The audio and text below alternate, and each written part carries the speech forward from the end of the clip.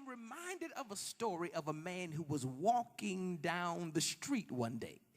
It was on a cold winter morning in January, and there he saw by the side of the road a serpent, a snake that had been frozen. He is caked in ice, frozen still. The man has pity on the snake, picks the snake up and takes it home, sets it in front of his fireplace that the ice may thaw out. After the ice thaws, the snake still has hypothermia. So the man goes and grabs his best 2 blankets and wraps the snake in the blankets. The snake wakes gradually out of his sleep and his slumber. His body temperature is gradually rising. The man sets traps all around the house to catch mice and rats. He brings on a silver platter mice and rats to the serpent, that the serpent may eat and nourish himself back to health. One day he comes to bring to him another plate of mice. And when he reaches down to feed the serpent, the snake jumps up and bites him. The man looks at the snake and says to the snake, "Snake, why did you bite me? I found you and you were frozen. I brought you home and I nursed you back to health. I fed you rats and mice. I wrapped you in my blankets and in my quilts. Why would you bite me after I've done all this for you?" And the snake looks at him and says, "Sir, you knew that I was a snake when you brought me home." And snakes bite.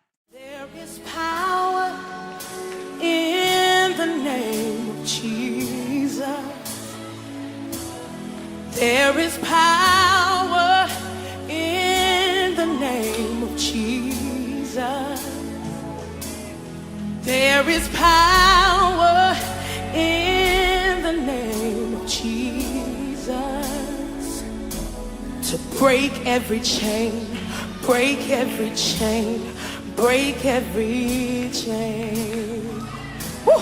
To break every chain, break every chain, break every chain. There is power. Come on. In the name of Jesus. Come on, you declare it. There is power in the name of Jesus. There is power. There is power in the name of Jesus. We know where it is to break every chain, break every chain. Come on, say it to me. Break every chain, break every chain, break every chain. There's an army rising up. There's an army rising up. There's an army rising up, yeah, to break every chain, break every chain, break every chain, to break every chain, break every chain, break every chain. Say there's an army, there's an army rising up.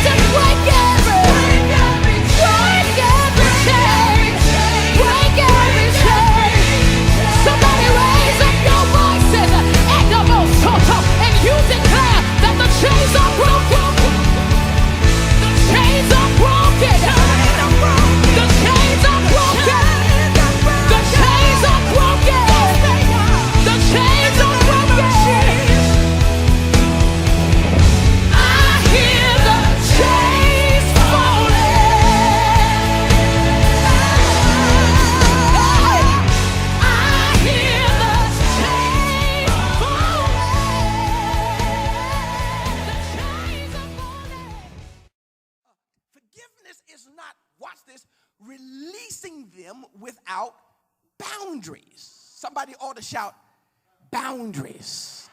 Boundaries, boundaries. Let's go back to what the snake told the man. The snake told the man, you knew I was a snake when you brought me home. I wish I had a witness in here. A snake is going to be a snake. Watch this. And I don't fault the man for bringing the snake home and helping him to thaw out. What I fault the man for doing is not realizing that a snake is a snake is a snake. And maybe instead of bringing him in your house and sitting him by your fireplace to thaw out, maybe you should have given him the boundary of putting him out in your backyard. So once he got himself together, he could have slid on back down into the creek. So I'm going to talk to somebody in here today. Forgiveness is not releasing without boundaries.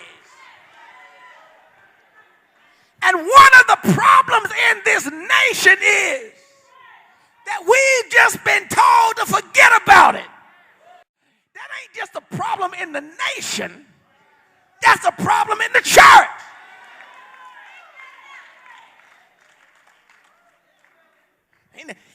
That was 400 years ago. Why don't you forget about it?